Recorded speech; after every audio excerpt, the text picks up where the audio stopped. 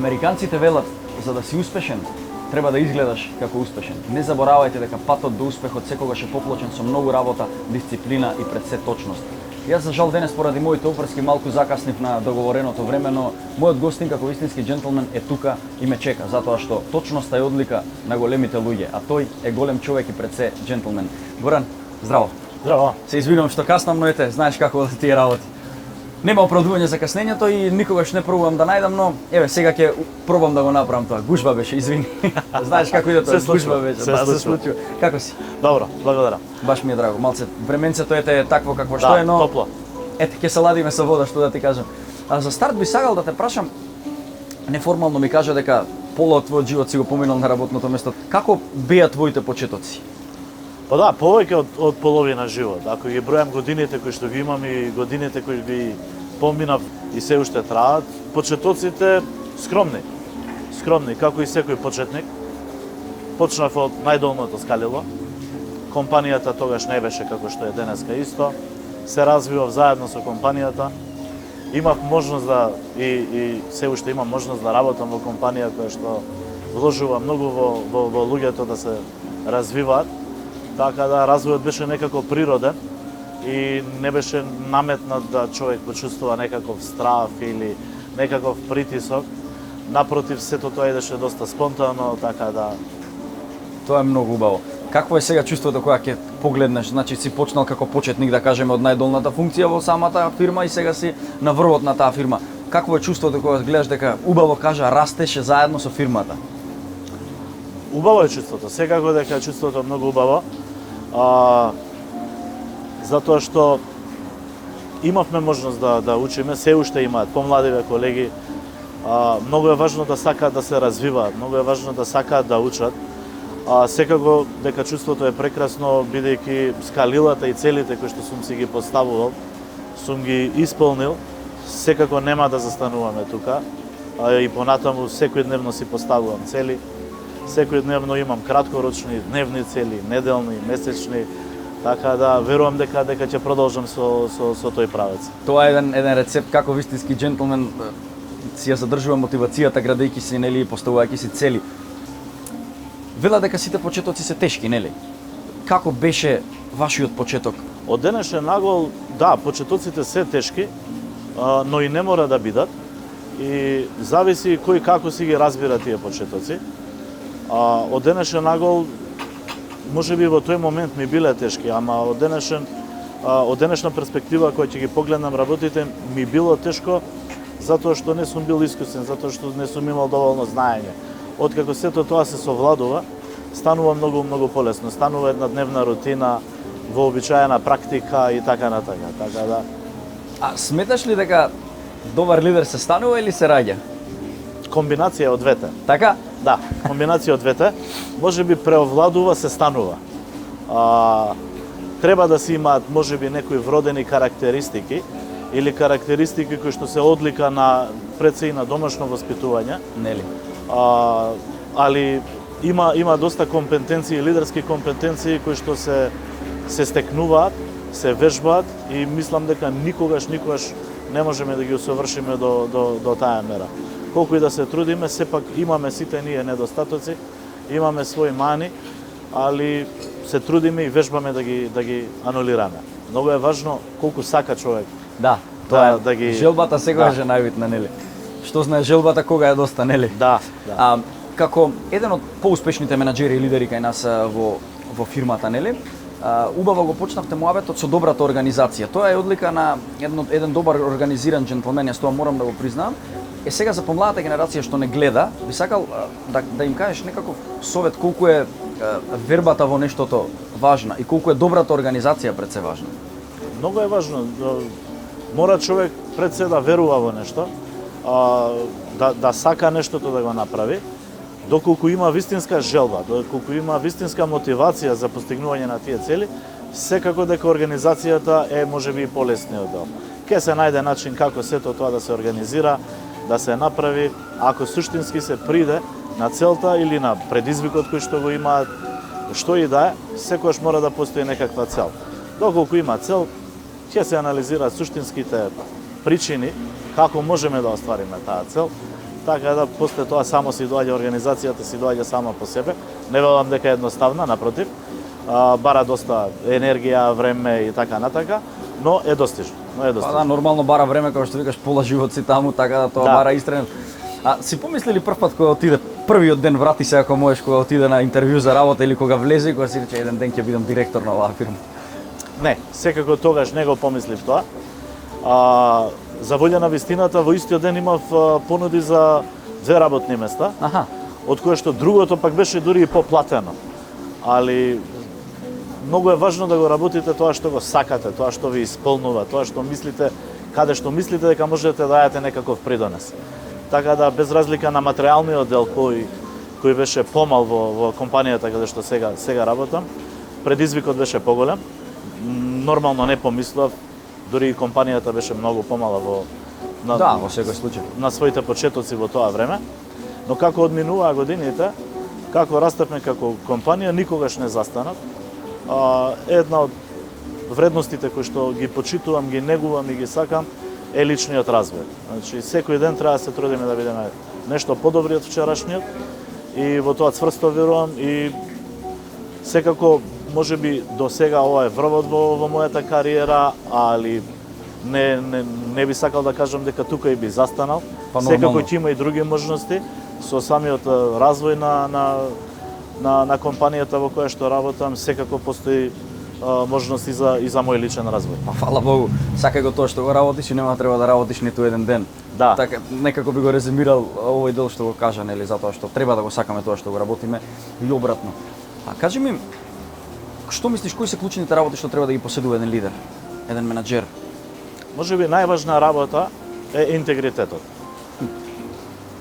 Иако звучи можеби банално, ама е една од работите на кои што се помалце и даваме значење. Честноста, искреноста, одговорноста, некако во овие модерни времења, современи времења кои што се бурни и во бизнис околината во која што ние оперираме, некако се забораваат основните вредности на еден лидер или на еден менаџер, така да интегритетот би го ставил на прво место. На второ место можеби би ја ставил одговорноста. Секој лидер има одговорност, не само кон сопстvenичката структура, но и кон колегите и тимот кој што го води. Тоа е голема одговорност затоа што како лидери ние треба да креираме идни лидери. Ако ги земеме работите само за нас и ние да ги собираме плодовите од резултатите, тогаш не зборуваме за лидерство. Вистинскиот лидер креира позади себе нови лидери. И тоа е еден од мотивите кои што ме тераат секој ден да бидам подобар, да преку својот личен пример помладите колеги ги мотивирам дека може да им се пружат такви прилики. Многу добро кажано, кога би го слушнале ова одредени луѓе би било многу убаво, нели? А тоа е и пред се џентлменски, нели, кога ствараш и оставаш за другите, тоа е многу добро и тоа е многу битно. Во неформален разговор со некој од вашите вработени кажаа дека имате многу добар углед во фирмата, дека сте многу добар лидер и менаџер, но пред се дисциплиниран. Како ја стекнавте таа дисциплина или тоа е можеби вродено? Па не сум размислувал како таа вештина сум ја стекнал. Сметам дека дисциплината е исто така една од значајните фактори кои што влијаат да бидеме ние успешни. Мора да истраеме и да во континуитет покажуваме одредени манири, така да не верувам дека сум ја вежбал дисциплината или нешто слично, така да само од себе доаѓа, само од себе доаѓа. Сите гости неизбежно ги прашувам што мислат за поимот џентлмен, што за Горан представува поимот џентлмен? Пред се, еден џентлмен мора да покаже почит. Почит кон сите. Не само кон дамите, како што е, не знам, вообичаено да биде разбран поимот џентлмен. Почит кон сите во заедницата. Со сите со кои што работите, со сите кои што живеете. Така да таа почит, покажувајќи почит и ставајќи се, нели, и на местото и на другите, како тие се чувствуваат, мислам дека е една од главните одлики на еден џентлмен. Би се сложил со тоа. Кога си џентлмен, нели, негуваш добри навики, не џентлмен, него кога си човек, вред се треба да негуваш добри навики. а ние го правиме тоа со нашата емисија. Кажи ми ти колку мислиш дека негувањето добри навики се клучни за успехот? Пред се како човек, па после како кариерист. Клучни се секако. Значи влијаат од повеќе страни.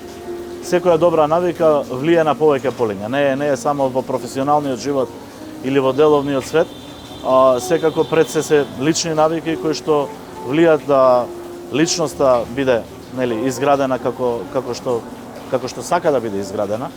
Затоа сметам дека негувањето на добри навики има импакт буквално на сите полиња каде што делуваме, живееме, работиме, другаруваме, остваруваме средби, да. А сметаш ли дека има џентлмени во бизнисот во Македонија? Се поддржуваат ли? Има, сигурно дека има. Секако дека има. За жал можеби се помалку. Тоа е заради, компетитивноста, самата бизнис околина и така натака, но дефинитивно да има. А се поддржуваат ли? Што мислиш или си прават сопки едни на други? И двете. И двете. И двете, дефинитивно и двете, да. Веројатно повеќе се прават сопки заради остварување на повисоки цели, но долгорочно сметам дека поддржувањето и креирање на една вин-вин ситуација каде што двете страни може да добијат, условно кажано, е многу подобар избор. Одлично. Затоа што е многу жешко, ќе предложам да смениме локација и да се разладиме со чашка вино, може?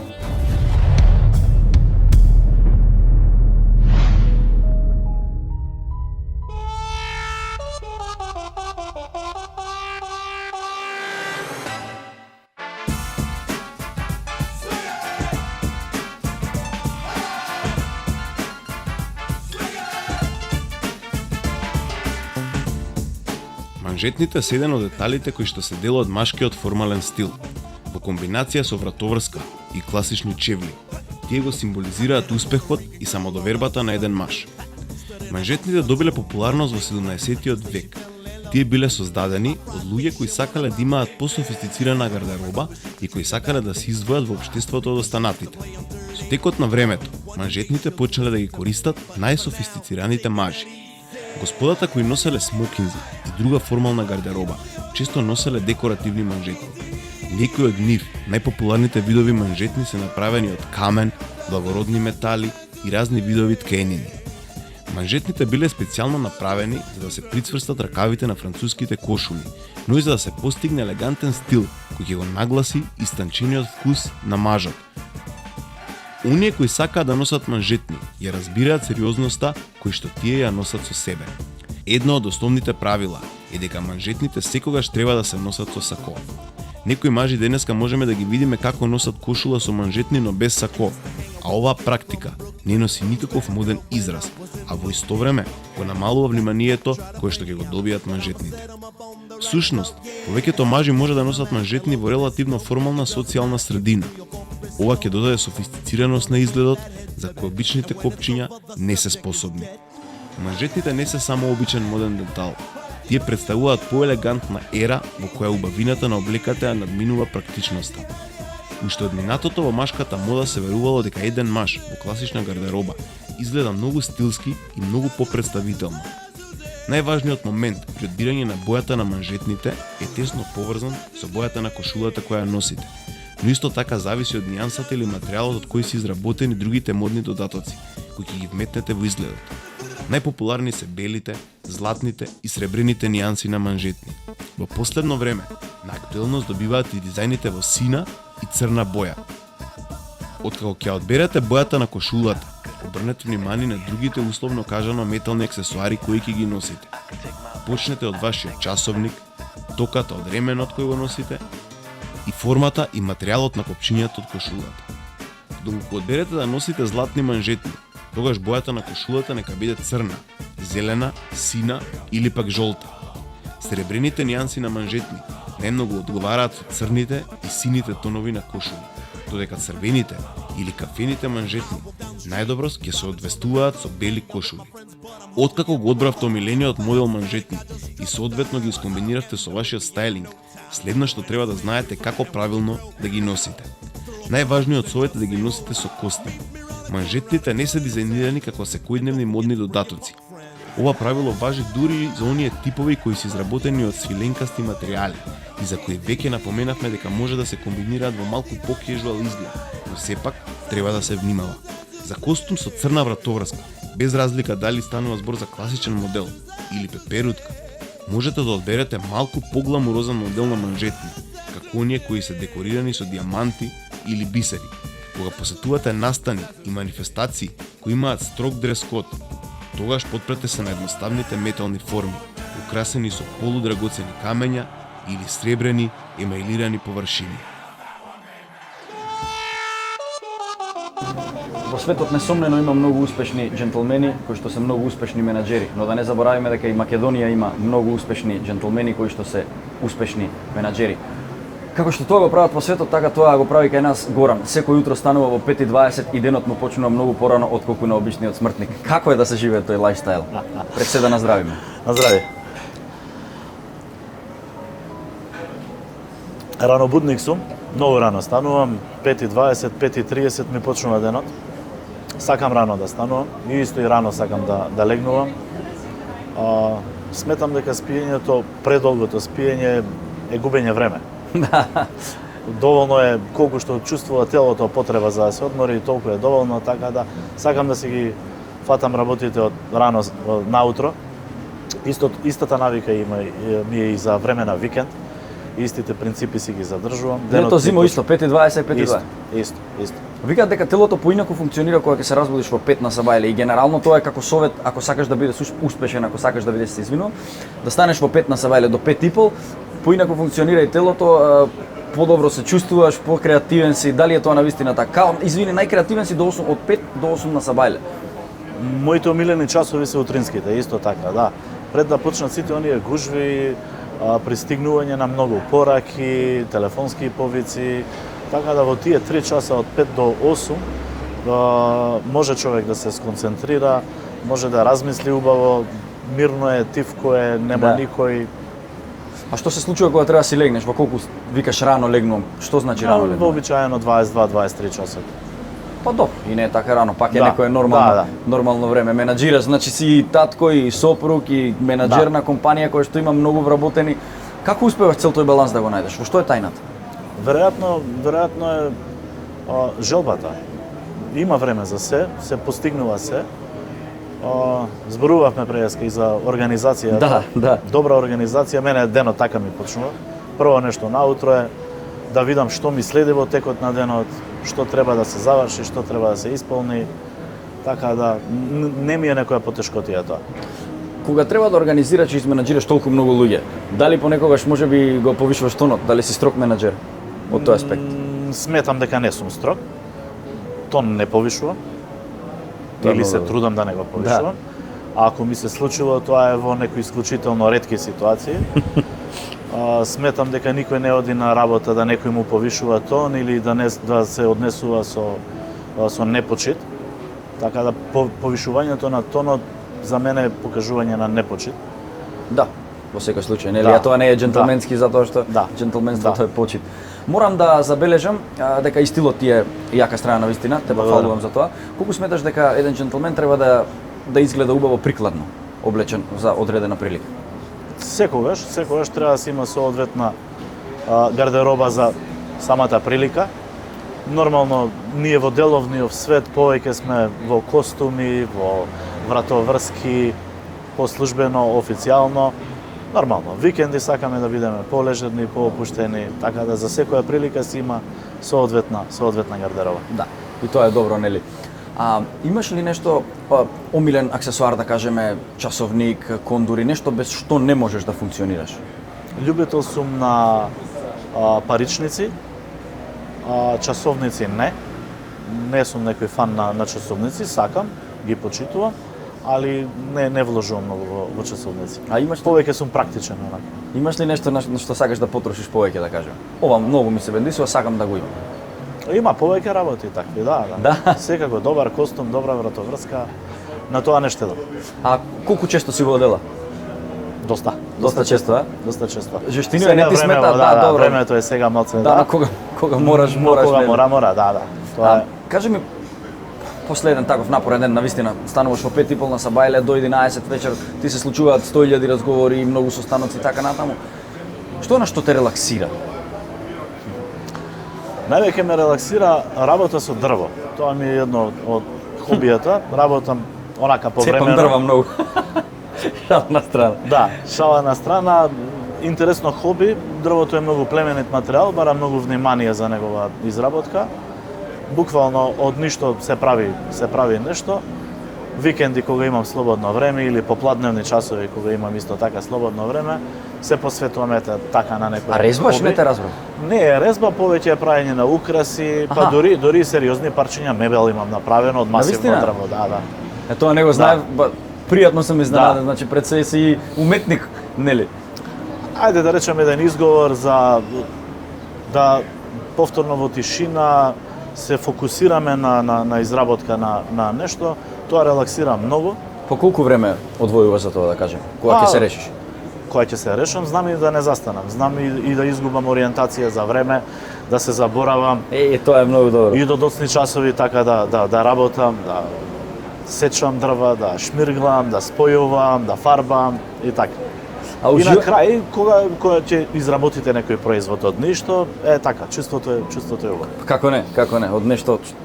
Дрвото е навистина племенит материјал, но кога веќе ете му е скратен животот, зошто да не го продолжиш Да. понатаму како нешто. А сакаш ли да уживаш во добар пијалак, да кажеме?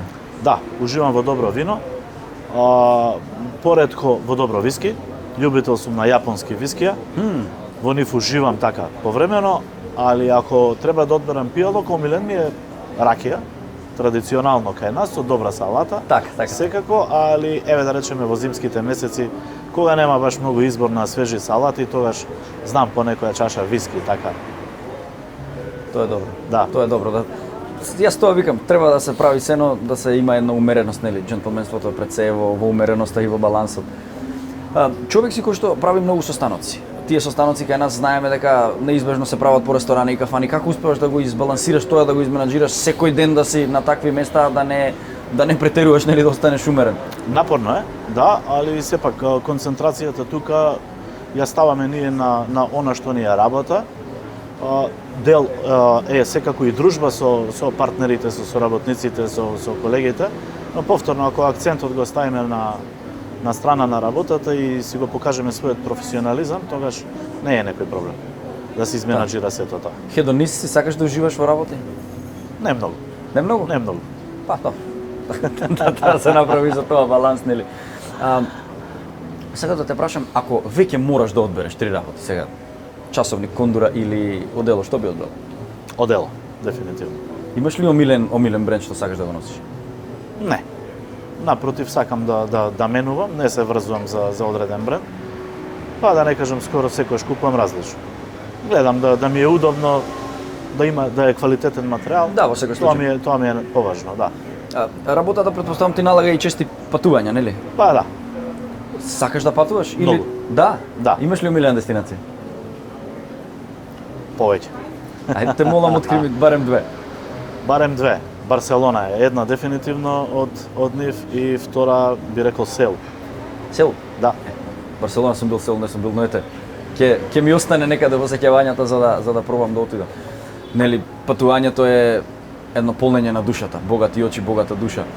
Кажи ми, знаеш ли да биде џентлмен кон твојата сопруга, знаеш ли да подариш цвеќе или изненадување, сакаш ли да правиш така? Многу често го правам тоа. Многу често. И додека ми била девојка, тогаш можеби да почесто, Така? но не сум си ги заборил своите навики дури и денеска кога сме веќе 20 години во брак. Подарувањето од цвеќе е чин на искажување на почит. Не треба да забораваме дека секојдневно ни стануваат навики некои работи, секојдневија, но искажувањето почит треба да го правиме што е можно почесто.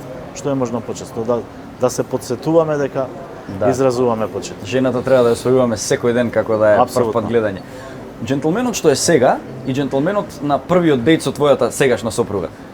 Пошто нели џентлменството е растење и созревање, можеш ли да се сетиш како ти беше првиот дејт? Подари ли тогаш цвеќе? И тогаш подарив цвеќе, еве и пред неколку дена и подарив цвеќе.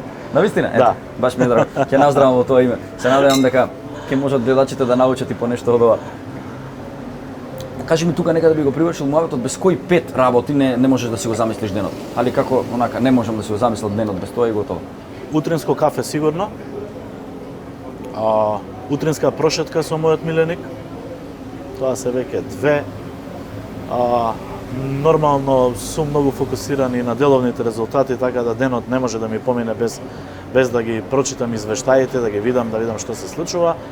Секако да посветам еден дел од времето и на семејството. Што е најбитно, нели? Да, исто така. И се трудам колку што е можно да посветам време и на пријателите исто така. Сакам дружби со пријателите, викендите претежно ги поминувам во добро друштво со пријатели. Така. А имаш организацијата, како одиш? Имаш планер? Пишуваш си по традиционален тип или тоа го правиш сега електронски, дигитално? Се електронски, се на телефон. Подсетници си праќам сам на себе имејлови, тоа ми е еден начин како да нешто не заборам. Вообичаено утрата ми се резервирани за додека го пием утринското кафе, што е тоа што треба да го направам во текот на денот, а вечерите пред да си легнам правам еден рекапитулар на денот, што е тоа што се случило, што е добро, што сме завршиле, што не сме завршиле и така некоја агенда за идниот ден. Да, па тоа е одлика на добро организираните луѓе. Ми кажа дека никогаш не касниш? Никогаш. Никогаш не касниш. Така ќе го завршим овото, така и го почнав, нели, да не заборават луѓето, а кај нас многу сакаат да каснат во Македонија, дека точноста е одлика на големите луѓе. Јас ќе ти посакам да останеш поуспешен од ова што си, да продолжиш да си го градиш успехот и никогаш да не застанеш со своите амбиции и со своите соништа. Ти благодарам за гостување. Благодарам. Свесно или несвесно, голем дел од работите кои што ги правиме по навика. Затоа бидете джентлмен и негувате добри навики.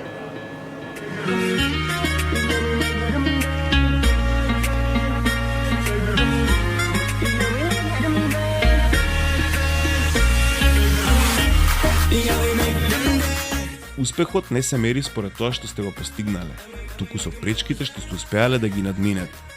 Успехот и неуспехот одат едно со друго. Ако сакате да успеете, треба да направите грешки или да научите од оние што веќе направиле. Толку сакате да постигнете успех, ви издвојуваме неколку совети кои што ќе ви го олеснат процесот. Имајте храброст од неуспех. Неуспехот е неизбежен. Тој мора да се случи еден ден, без оглед колку добро ја усовршивте вашата деловна техника. Најуспешните луѓе ја разбираат реалноста на неуспехот и нејзината важност во пронаоѓање на патот кон успехот. Поставувајте си цели. Успешните луѓе си поставуваат цели за себе, долгорочни, но и на дневна основа. Пронајдете успех со консолидирање на цели што се паметни, мерливи, остварливи, реални и навремени. Поставете повеќе мали, дневни цели за полесно да ја постигнете визијата за долгорочна цел. Не е секогаш онака како што сме замислувале. Би било премногу лесно ако сте секогаш на вистинското место во вистинско време. Не смеете да губите премногу време чекајќи го вистинскиот момент и идеја. Многу од најуспешните луѓе дошле до успех со туркање и создавање на вистинскиот момент. Трудете се да бидете во постојана акција. Не чекајте да действувате. Успешните луѓе не го знаат секогаш вистинскиот одговор на се, но постојано се движат. Преземањето акција доведува до одговор. Не дозволувајте пречките премногу да ве одведат додека барате решение. Бидете секогаш предпазливи. Свеста е клучот за успехот. Ако не сте си скачиле доволно во вашата околина, сигурно сте пропуштиле нешто.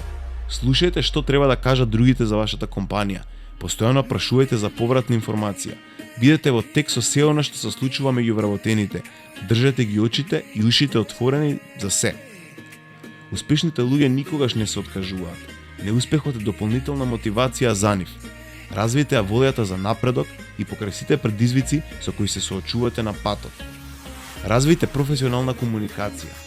Успехот во голема мерка се рефлектира во комуникацијата. Успешните луѓе имаат многу голема моќ на убедување. Тие не манипулираат или создаваат притисок, но логично ве водат до предност на нешто. Бидете сигурни дека комуникацијата ќе ве овозможи полесно да остварите вашата цел. Како за крај, и многу важно, останете секогаш скромни. Успехот не мора директно да доаѓа со егото. Всушност, многу успешни луѓе го немаат тоа воопшто. Токму затоа што се свесни дека има многу фактори во игра и дека некои неуспеси може да бидат предизвикани од нивните сопствени недостатоци.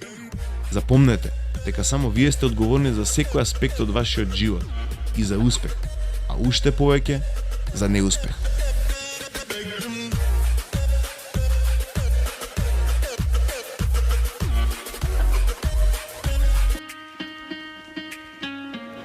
Се надевам дека видовте и слушнавте како се трасира патот до успехот, но да не заборавиме една работа. Упорната работа, трудот и борбата се клучните фактори за градењето на успехот и клучот за градење на добри навики.